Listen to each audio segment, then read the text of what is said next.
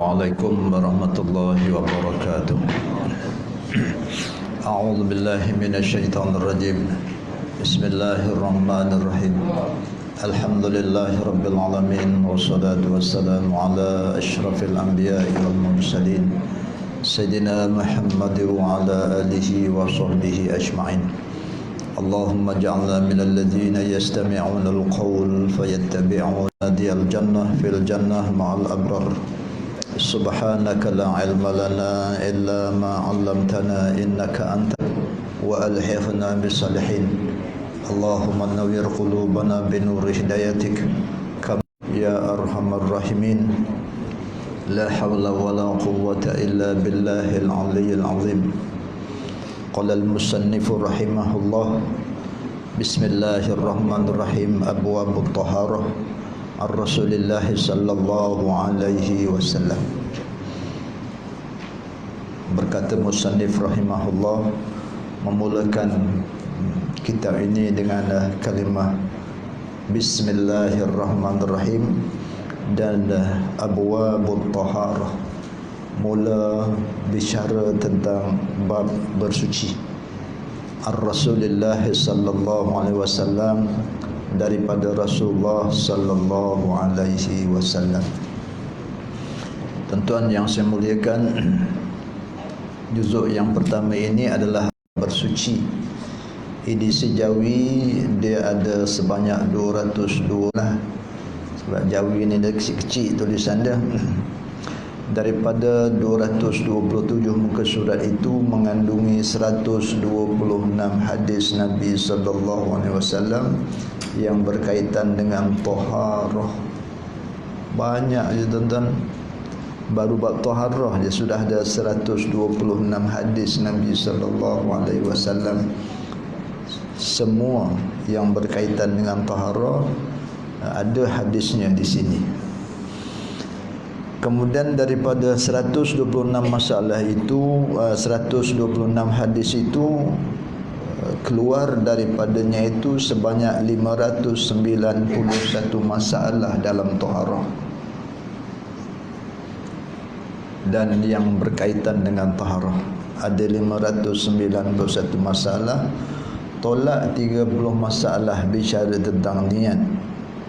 Ya, dalam juzuk yang pertama ini ada 591 masalah, tetapi tolak 30 masalah. Masalah 1 hingga 30 itu bicara tentang niat.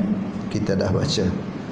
Kita bermula daripada bab taharah ini, masalah yang ke-31. Daripada masalah 31 sampailah nanti kita akan sampai ke masalah 591. Habis tu khatamlah bab taharah, barulah kita masuk abwabus solah pula. Dalam bab sembahyang, juzuk yang kedua. Juzuk yang pertama ni pun saya ingat 3 tahun baru habis kot. Mudah-mudahan tak sampai 3 tahun lah, sebab kita ada sebulan 2 kali. Mudah-mudahan lah kita akan sampai habis khatam kitab Bahrul Mazi 22 juzuk, InsyaAllah dalam masa 30 atau 40 tahun ni khatamlah, insyaAllah. InsyaAllah, mudah-mudahan banyak umur. Okay. Mana-mana yang belum beli kitab Bahrul Mazi tu, kalau ada duit, jangan tunggu duit lebih. Memang tak ada lebih duit, buku belilah buku kitab ya tuan-tuan, belilah kitab Bahrul Mazi ni. Kalau nak beli yang Jawi satu set tu lebih kurang 390 atau 380 atau lebih murah daripada itu. Tapi kalau beli satu-satu yang Rumi dia mahal lah. Satu juzuk itu ada RM48 atau RM40, lebih kurang macam tu lah. Darab 22. Banyak tu. Jangan tunggu lebih duit tuan-tuan ya. Memang tak lebih-lebih duit. Allahu a'lam bishawab. Mari kita membaca hadis yang pertama bab taharah ini. Walaupun ada 126 hadis, tapi hadisnya itu pendek-pendek. Hadisnya pendek-pendek. Hadis yang pertama, an Ibni Umar radhiyallahu anhu 'anil nabiy sallallahu alaihi wasallam qala la tuqbalu salatun bighairi tuhur wala sadaqatun min ghulul asah wa ahsan. Diriwayatkan mana dia? Oh, sebelum itu kita baca dulu yang 31, sebab hadis tu nanti dia akan masuk ke masalah yang ke-32. Masalah 31 kata Abu Isa At-Tirmizi, bermula segala bab bersuci inilah dia tempatnya. Daripada juzuk yang pertama, inilah dia tempat, iaitu juzuk pertama. Kata Abu Isa At-Tirmizi, segala bab tentang bersuci semuanya diriwayatkan daripada Rasulullah sallallahu alaihi wasallam. Masalah itu ia berpunca bersandarkan kepada hadis-hadis Nabi sallallahu alaihi wasallam. Ketahuilah kiranya ya saudaraku, bermula makna taharah. Ini masalah 31 ni nak bagi tahu kita tentang makna taharah tu apa benda, makna wuduk tu apa benda, dan yang berkaitan dengan dia. Kata Imam Nawawi, dan apabila mereka itu nak mengatakan bersuci, maka dikatakan at-tuhur dengan dibaca baris hadapan huruf ta. At-tuhur itu maknanya bersuci. Dan apabila mereka mau mengatakan mengambil air sembahyang, maka dikatakan al-wudu. Wudu itu mengambil air sembahyang. Mengambil air sembahyang itu pun hakikatnya bersuci juga, bersuci daripada hadas kecil. Dengan baris hadapan waw, wudu, al-wudu. Adapun jika dikehendaki air yang hendak dibuat bersuci, itu dikatakan dipanggil at-tahur. At-tahur dengan baris atas huruf ta. At-tahur itu air yang kita nak guna untuk bersuci, sama ada suci daripada najis, hadas kecil atau besar.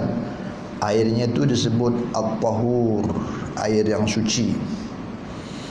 Dan memanggil orang yang hendak diambil air sembahyang itu dengan al-wudu, baris waw, baris atas pada huruf waw.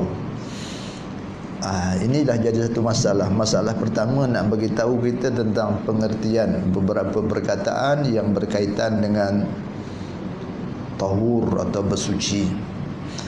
Tak hafal pun tak apa.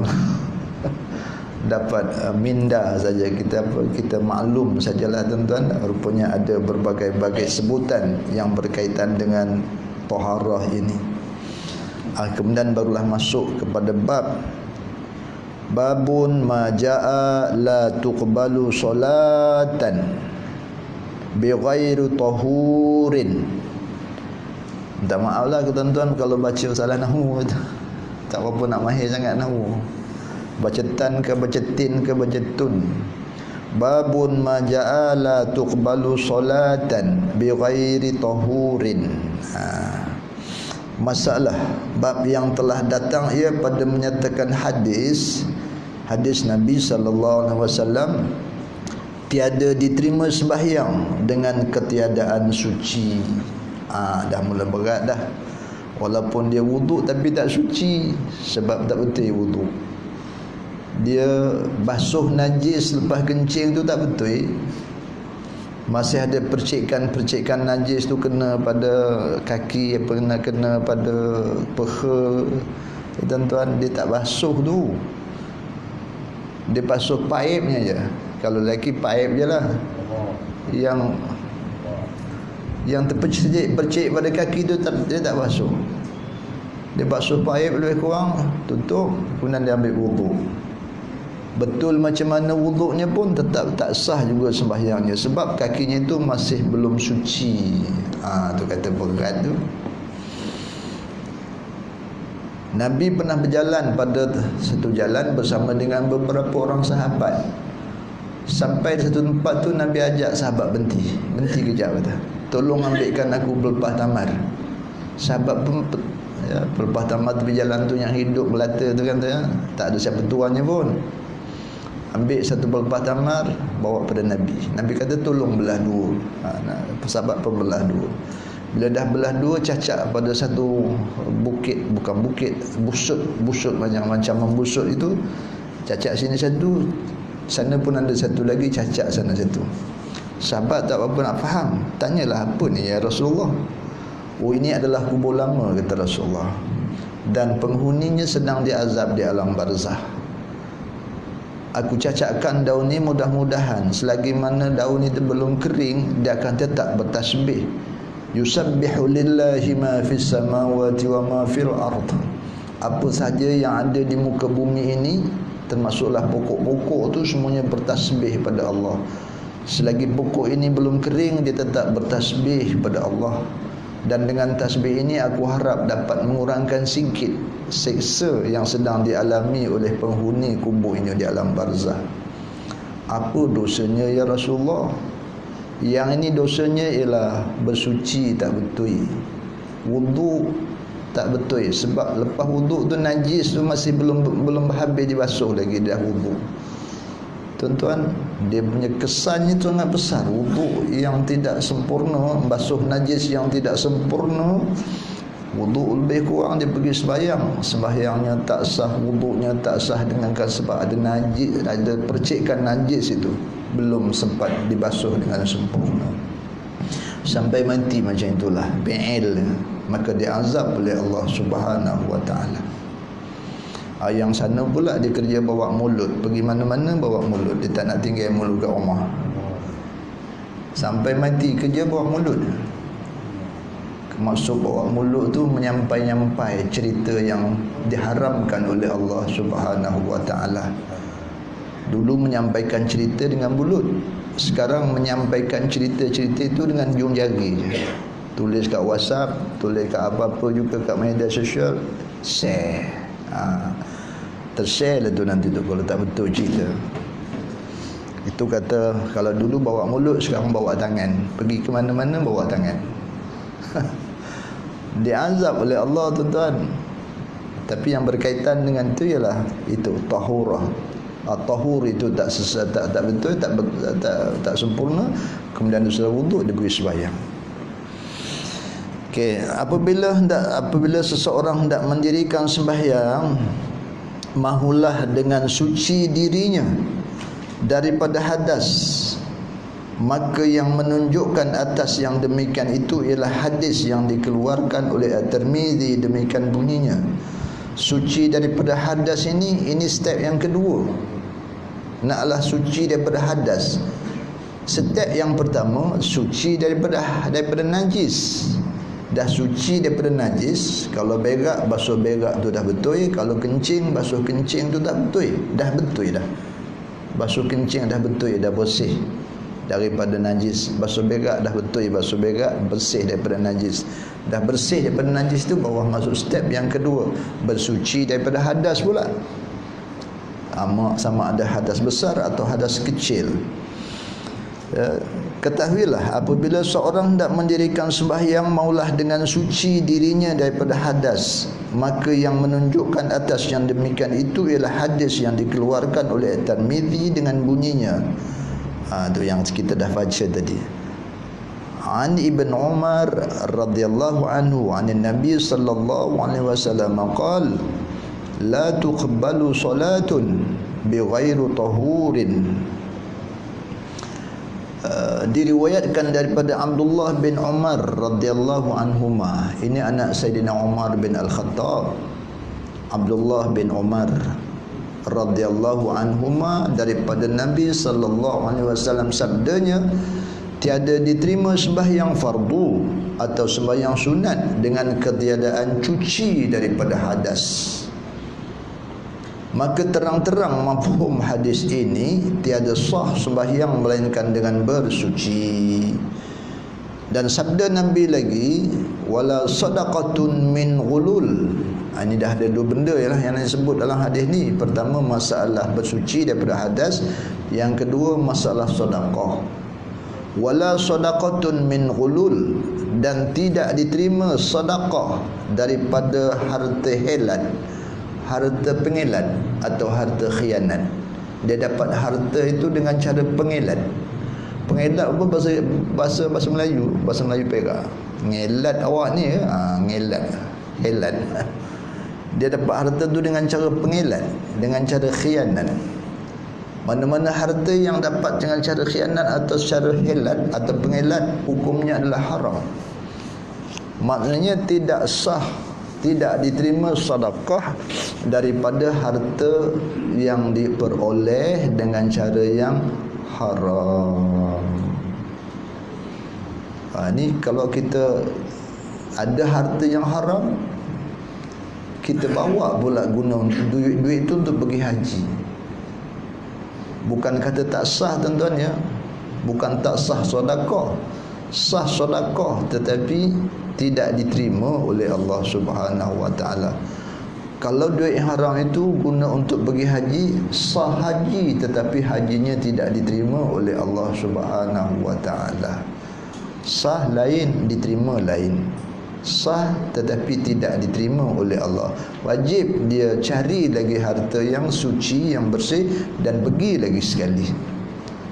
Yang tadi tidak menggugurkan, walaupun sah tapi tidak menggugurkan yang wajib, sebab dia pergi dengan harta yang haram. Pakai baju, beli baju, contohnya campur dengan duit yang haram. Man ishtara sauban bi'asharat darahim masalan wa fi thamanihi dirhamun haram lam yuqbalillahi salatahu ma dama dzalika saubu alaih. Sesiapa yang membeli sehelai pakaian dengan harga 10 dirham, contoh, masalan itu contoh, dan dalam harga 10 dirham itu tercampur dengan 1 dirham duit yang haram, dapat sehelai baju dia pakai, seronok dia pakai baju baru tu. Rupanya Nabi kata lam yuqbalillahi salatahu madamati zalika saubu alaih. Selagi mana Allah tidak terima sembahyangnya, Allah tidak terima solatahu, sembahyangnya, madama zalika saubu alaih, selagi mana baju itu ada pada miliknya. Kalau 10 tahun dia pakai baju tu yang dibeli campur dengan duit haram, 10 tahun Allah tak terima sembahyangnya. Sembahyangnya sah tapi tak terima, tidak diterima oleh Allah Subhanahu wa taala. Itu penangan wala sadaqatun min ghulul. Tidak ada sedekah, tidak diterima pahala sedekah itu daripada harta yang helat atau harta yang khianat.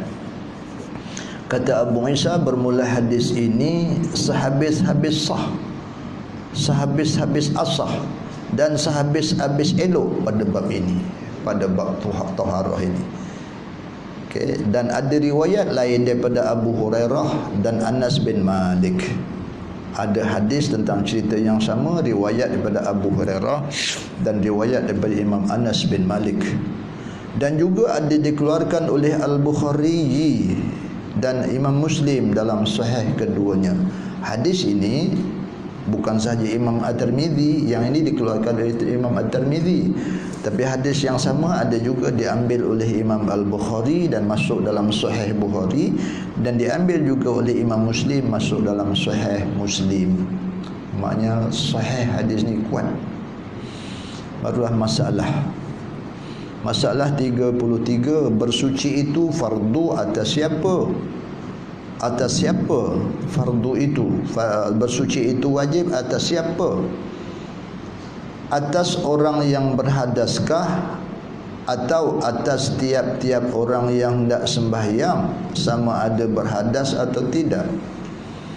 Bersuci itu, ulang, bersuci itu fardu atas siapa? Fardu itu wajib ya. Bersuci itu wajib atas siapa? Adakah atas orang yang berhadas, atau atas tiap-tiap orang yang nak sembahyang? Asyik sembahyang bersuci. Asal sembahyang wudu, asal nak sembahyang wudu.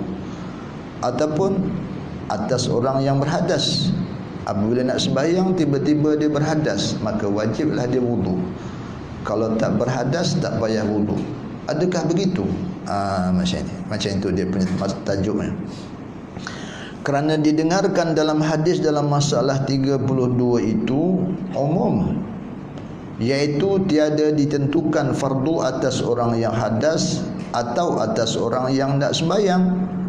Tetapi kalau kita dengar ayat Quran, firman Allah Ta'ala, "Idza qumtum ila solah" ila akhir ayat, artinya apabila hendak mendirikan kamu akan sembahyang, maka hendaklah kamu basuh muka, ila akhir ayat. Maksudnya hendaklah kamu berwudu. Apabila nak sembahyang hendaklah kamu wudu. Apabila nak sembahyang hendaklah kamu wudu. Itu daripada Al-Quran. Di situ pun umum juga. Dia ada atau tak ada wudu ni. Tapi dalam Al-Quran sebut apa nak sembahyang? Wudu. Idza qumtum ila solah faghsilu wujuhakum. Idza qumtum ila solah faghsilu wujuhakum. Apabila kamu nak sembahyang hendaklah kamu basuh muka, iaitu wudu. Apabila nak sembahyang hendaklah basuh ataupun wudu. Apabila nak mendirikan kamu kepada sembahyang maka hendaklah basuh muka, yakni wudu. Maka seperti maksudnya bersuci itu wajib tiap-tiap kali mau sembahyang. Seolah-olah dalam ayat ini Allah menyebut wajib wudu atas tiap-tiap orang yang nak sembahyang. Macam itu. Maka seperti maksudnya itu bersuci itu wajib tiap-tiap kali mau sembahyang, dan jikalau tiada berhadas sekalipun. Tetapi al-jawab, kata Imam Nawawi rahimahullah, tuan-tuan, mudah-mudahan yang dengar lebih faham daripada yang membaca. Mudah-mudahan yang kadang-kadang ada ibarat-ibarat yang walaupun dalam bahasa kita tapi rasa-rasa macam tak faham juga aku baca ni, kata. Kalau sampai ke peringkat itu, ana doa mudah-mudahan yang dengar itu lebih faham daripada yang membacanya, insya-Allah. Ibaratnya bahasa lama pun kadang-kadang kita tak faham juga. Kalau tak faham tu mudah-mudahan tuan-tuan dengar, tuan-tuan yang pula faham. Aku menyampaikan je. Boleh Masya-Allah. Kata Imam Nawawi, telah berkata setengah daripada salaf. Salaf ni ulama yang dahulu. Salafi ni ulama yang dahulu.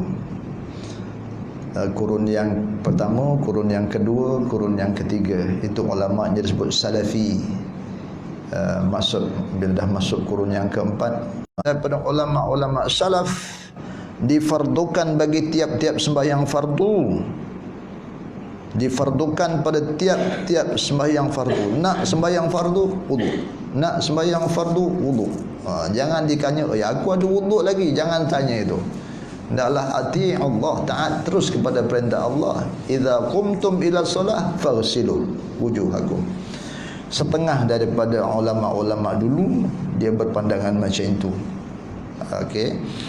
Setengah daripada ulama salaf dia menyebut difardukan bagi tiap-tiap sembahyang fardu dengan dalil firman Allah Ta'ala itu tadi. Kata satu kaum, betul seperti kata setengah salaf itu pada masa dahulunya, kemudian dinasahkan akan dia atau dimansuhkan akan dia, dan bermula hadis yang menunjukkan atas tuntut bersuci pada orang yang berhadas itu ialah hadis dalam masalah 289 yang akan datang. Hadis masalah 289 akan datang. Kita sekarang masih berada dalam masalah ke-22.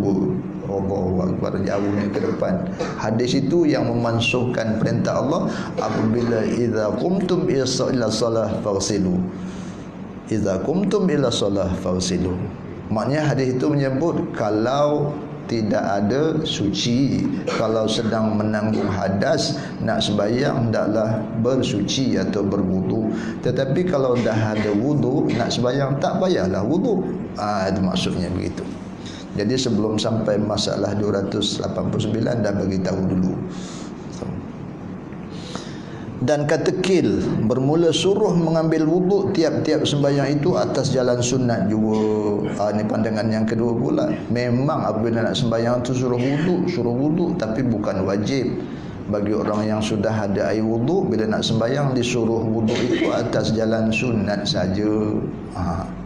Dah mula dah ringan dah. Maknanya kalau tak wuduk pun tak apa. Sebab kita dah ada wuduk. Macam tu. Lihat masalah 219 juga akan datang. Dan bermula yang ijma' ahli fatwa sekarang, dan yang tiada khilaf padanya ialah disyarakkan wuduk itu bagi orang yang berhadas sahaja. Itu dia kesimpulan dia.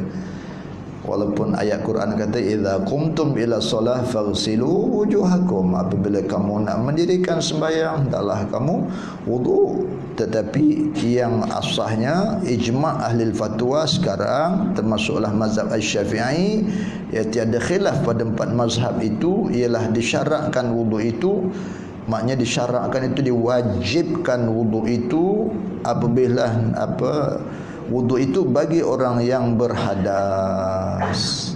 Hadas kecil, kalau hadas besar belum lagi boleh. Kalau hanya sekadar berwuduk, kenalah mandi hadas besar. Hadas kecil tu apa Ustaz? Orang tanya, buang yang kecil ke? Hadas besar tu apa Ustaz? Buang yang besar tu. Allah tahu ni orang tanya. Kalau hadas kecil, buang air kecil, hadas besar, buang air besar, kena kerap lah mandi hadas besar. Hadas kecil yang mewajibkan atasnya itu wudu. Hadas besar yang mewajibkan atasnya itu mandi.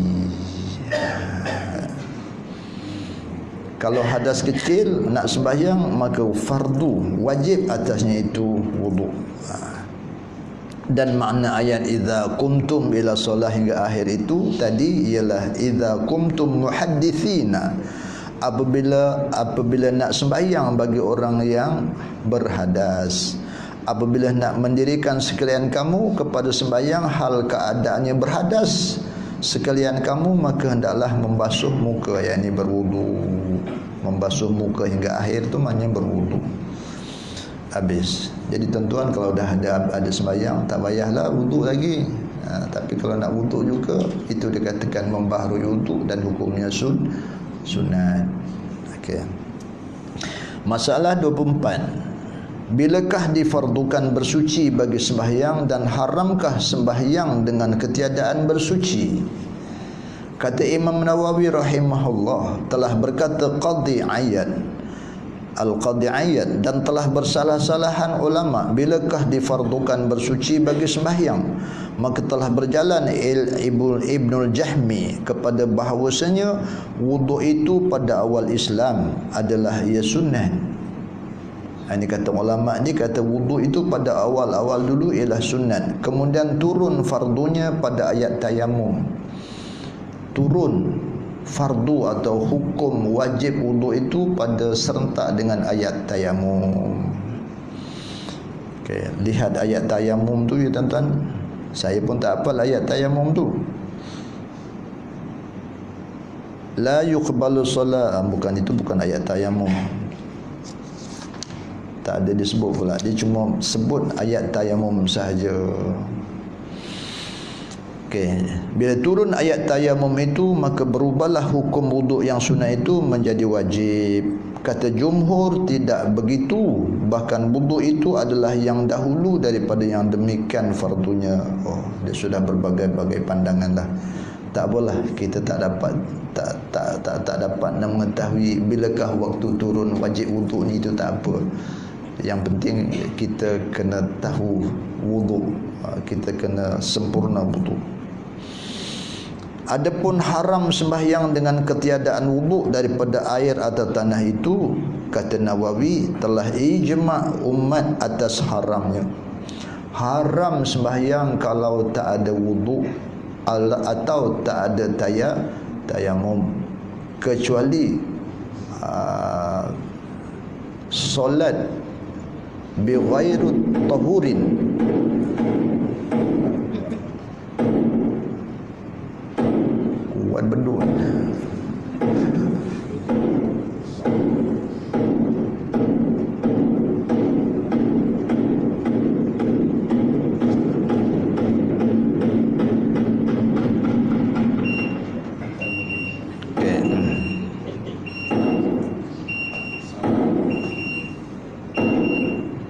Ada 2 jam. Baik.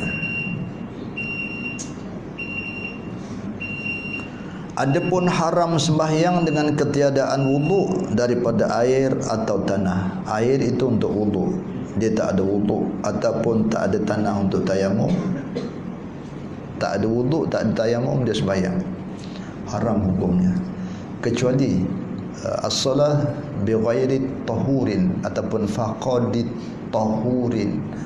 Itu dikatakan sembahyang hormat waktu. Kalau niat sembahyang hormat waktu tidaklah haram. Sembahyang hormat waktu tu sembahyang kerana tak dapat air untuk wuduk dan tak dapat debu untuk tayamum. Terperangkap dalam kereta, macam mana nak sembahyang? Air tak ada. Tapi kalau ada air mineral dalam botol tu boleh. Itu sebab eloklah kereta tu ada sentiasa ada air. Takut-takut pergi jauh, terperangkap kat jalan, jam, masuk waktu, tinggal sikit waktu, masih terperangkap dalam perjalanan, maka bolehlah gunakan air mineral tu untuk wuduk dan sembahyang dalam kenderaan. Boleh dah. Baik. Dan tiada firaq atau tiada perbezaan antara sembahyang fardu atau sembahyang sunat atau sujud tilawah atau sujud syukur. Tuan-tuan, sembahyang fardu ke, sembahyang sunat ke, sujud tilawah ke, sujud syukur ke, kalau tak ada air sembahyang, haram hukumnya. Sujud syukur tu kita ada pernah dapat nikmat atau dapat berita yang bagus, lalu kita sujud Allahu Akbar. Ini kerajaan pakatan runtuh, elok kita sujud syukur Allahu Akbar. Sujud syukur tu sekali sujudnya, sujud Allahu Akbar, bangun duduk kita Assalamualaikum warahmatullahi. Kita menyatakan keseronokan kita pada Allah sebab pakatan harapan dah hancur. Lega hati kita, rasa nak bernafas semula dah senang dah. Tarik nafas senang. Dulu tarik nafas sangkut-sangkut dia, sangkut tarik nafas. Itu tak boleh, ni tak boleh. BMF tu pun tak boleh. Oh, Allahu Akbar. Kemudian dah nak minta tanah 999 tahun pula. Allah, lagi semput suara kita, nafas kita. Kerajaan cuma bagi 99 tahun dia ni minta 1000 tahun, kurang setahun. Alhamdulillah, hancur dah tuan-tuan dia. Alhamdulillah, sujud syukurlah. Tapi ingat, nak sujud syukur tu kena ada air sembahyang. Tidak haram hukumnya. Okey, kita habiskan ni. Atau sujud syukur.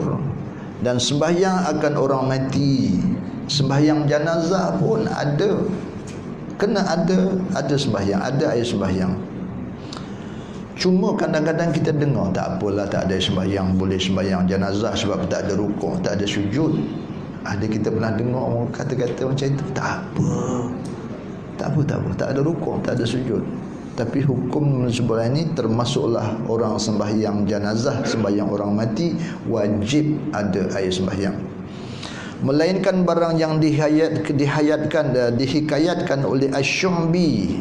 Asy-Syu'bi seorang ulama dulu, dan Muhammad bin Jarir At-Tabari. Ini dipercayai orang Syiah. Ya, ada pun Asy-Syu'bi dan salah seorang ni saya tak tahu yang Syiah sama ada Syu'bi ataupun Muhammad Jarir At-Tabari. Daripada kaul keduanya, dia kata harus sembahyang orang mati dengan tiada wudu. Ada yang ulama'nya dulu rupanya. Kata Imam Nawawi pula, bermula mazhab ini ataupun pandangan daripada Asy-Syu'bi dan Muhammad bin Jarir At-Tabari ini batal dengan sebab ijma' ulama menyalahkannya.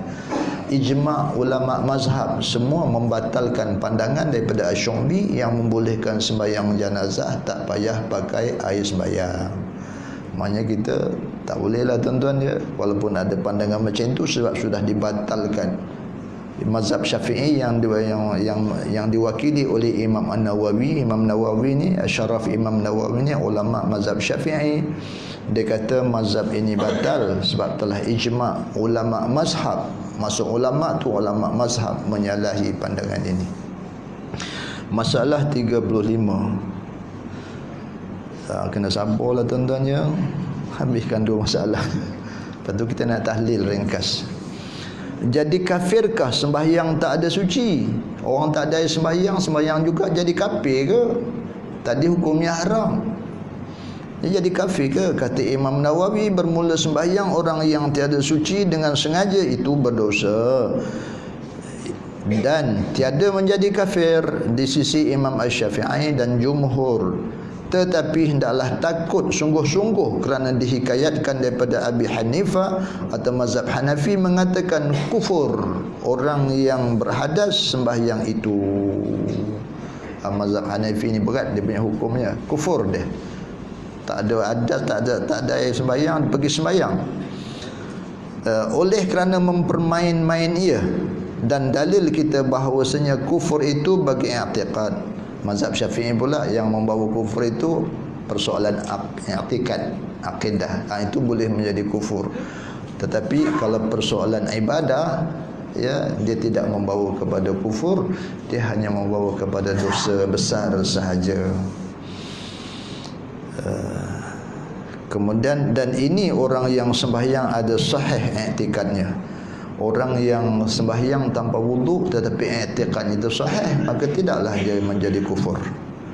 Akhir muka masalah 36, harta khianat. Tadi lanjutan daripada hadis tadi, wala sadaqatin min ghulul. Disyarahkan juga sikit.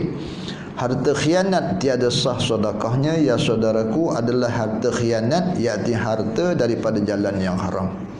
Yang dekat harta khianat itu harta yang diperoleh daripada jalan yang haram, muamalah yang tak betul, ada menipu, ada sumpah palsu dan sebagainya. Wallahi wa billahi, ini barang original, ini barang original datang daripada Eropah, kalah membeli menang memakai, mahal sikit tak apa. Apa buat tu? Kat depan kilang tu. Di penjuru kampung Taman Intan Mas kilangnya. Dia kata bersumpah ini datang daripada Amerika. Orang pun beli dengan harga yang mahal. Itu haram tu. Itu tak boleh guna sedekah tu sebab dia berjual beli guna sumpah palsu, bohong. Itu kata harta helat, harta yang haram. Atau sebarang harta jalan tipu daya dan helah daripada pencarian yang haram, maka semuanya itu seksa Allah lebih hampir kepada yang ampunannya, seperti sembahyang dengan tiada suci jua, maka kepada seksa lebih hampir sebagaimana sabda Nabi, wala sadaqatun min ghulul. Ini bandingan orang sembahyang tak ada bersuci umpama orang sedekah dengan harta yang haram, dan tiada diterima oleh Allah sedekah daripada harta khianat itu. Wallahu alam bissawab. Babun majaa fi fadli tuhur, yang telah datang ia pada kelebihan orang yang bersuci. InsyaAllah kita akan baca pada siri yang akan datang. Baik, ada hajat daripada sahibul hajat untuk kita bacakan sedikit itu tahlil dan doa arwah, supaya dapat dihadiahkan kepada khususnya ruh almarhum Hashim bin Abdul Rauf, ini baru meninggal. Kemudian ahli keluarganya almarhumah Sa'adiyah binti Abdul Manaf, dan kemudian almarhum Adlan bin Aki, almarhumah Salbiyah binti Adlan, kemudian Ghafarullah, almarhum Ghafarullah bin Adlan, yang beradik ni ikut ni. Kemudian almarhum Muhammad Rizwan bin Ungku Sifat, kemudian almarhumah Syarifah binti Wu, kemudian Idris bin Yub Ibrahim, almarhum Idris bin Yub Ibrahim, kemudian almarhumah Chu Kiyah binti Abdullah, dan yang berikutnya almarhum Abdul Rauf bin Arbi, dan kepada semua almarhum dan almarhumah sahibul hajat yang tidak disebut namanya di sini. Tentulah banyak lagi ya tuan-tuan. Nak sebut-sebut nanti kesian pula ustaz baca ni sampai 2 muka. Jadi kita sebut macam itulah. Almarhum dan almarhumah sahibul hajat yang tidak disebut ini juga kita hadiahkan kepada mereka insya-Allah. Tuan Imam minta izin untuk saya bawa. Okey. Dan saya duduk atas lah.